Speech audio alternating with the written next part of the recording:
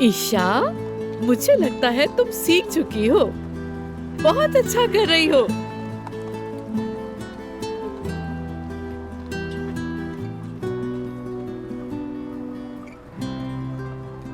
देखिए, मैं घोड़सवारी कर रही हूँ।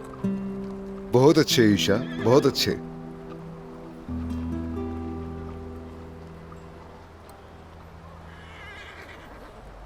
वो मेरे साथ भी बहुत खुश थी। हाँ, वो खुश थी। अब उसकी खुशी उनके साथ है।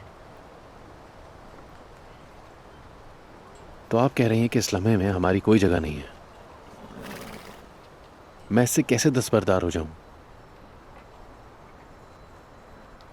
और आप भी कैसे पीछे हटेंगी? जल्द ही आप देख लेंगे मैं ये सब कैसे करूंगी। आप क्या सोच रही हैं?